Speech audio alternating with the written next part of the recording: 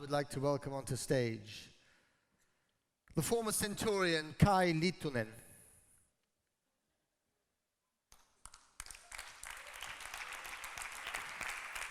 When Kai is not vanquishing barbarians in the forests of Germania or extending the reaches of the Roman Empire to Thracia and Persia, he is indeed the deputy leader of the FAO and UNECE Forest Communicators Network and communications manager of the Finnish Forest Association, and I have to say, one of the bravest men I've ever met. Kai, over to you. Thank you, Matt. Good afternoon, ladies and gentlemen. I thought I'd serve us some light snacks now, some food for thought to set the scene a bit more. And I'll show you a few snapshots on the environment where we communicate as a sector. So, we live in a world where fast and constant change is prevalent. Everything changes. The issues change, players are, media is, everything needs to be quicker. The ways we work change. And in this world, some of the forest issues are pretty high on the environmental discussion agenda. We got stuff like illegal logging, climate change, deforestation, and so forth. Big issues. Even the use of forest for bioenergy, as opposed to using oil, is pushing us a little bit towards the bad boys and girls corner once in a while. And we need to ask ourselves, how did this happen? We have a wonderful renewable resources and we use it responsibly, and we have a very good case. Previously, natural resources like forests, they were often perceived as to be used at will.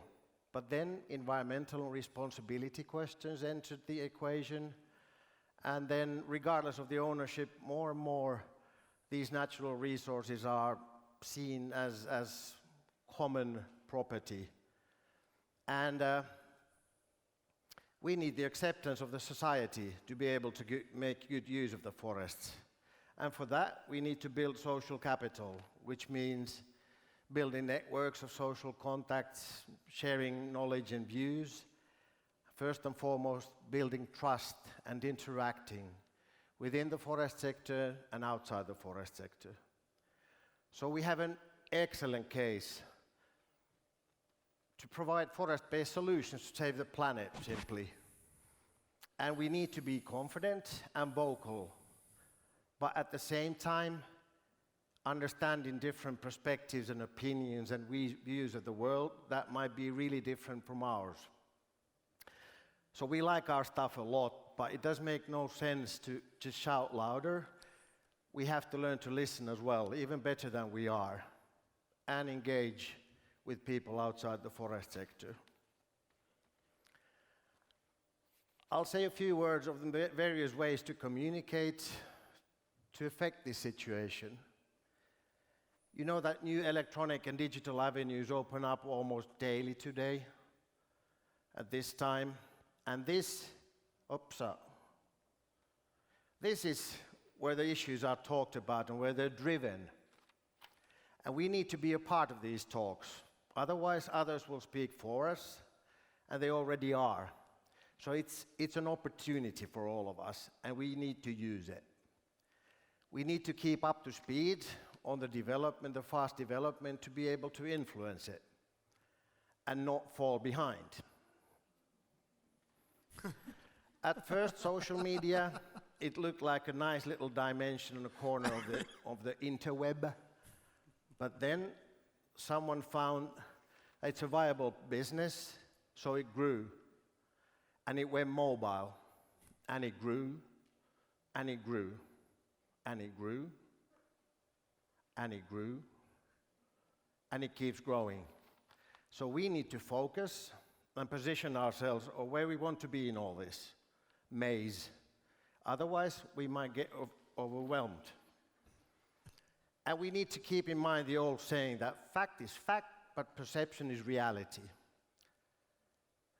And in this digital world, Today, fact may be fact, but perception often is someone else's reality.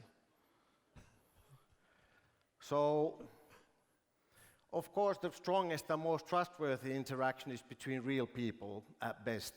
So we need to find them and focus on them. We mix friends, real friends, with other kinds of friends. And we have more relationships, but these relationships often tend to be more shallow. So we need to figure out a balance between networking and engaging online and connecting in person.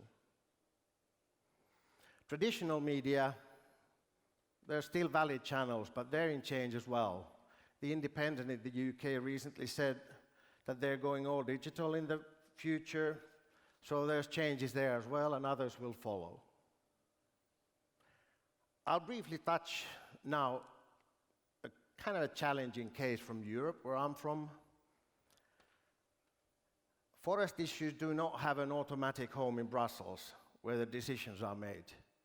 They're dealt in many, many places and many institutions.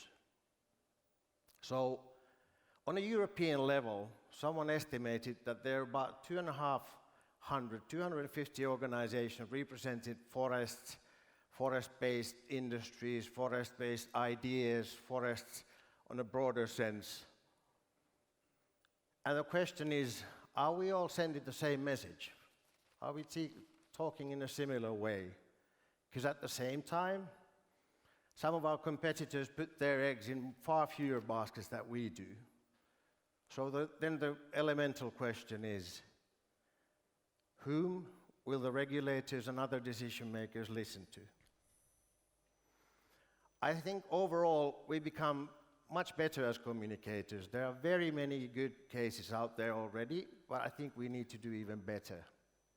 We need more concerted action to unite our voices and seek partnerships outside the forest sector and inside the forest sector. And this old saying still holds true today. It's too late to form a network when you need one. So I think the FAO Forest Communicators networks are a recent, very good step in the right direction. And I propose we push these networks. Thank you very much. Thank you, Kai. Thank you for that very witty presentation. I mean, as Kai just said there, it's about the messaging, it's about the networking, it's about organization, and it's about using this myriad, this forest of social media tools at our disposal, but doing it in a very coherent and effective way.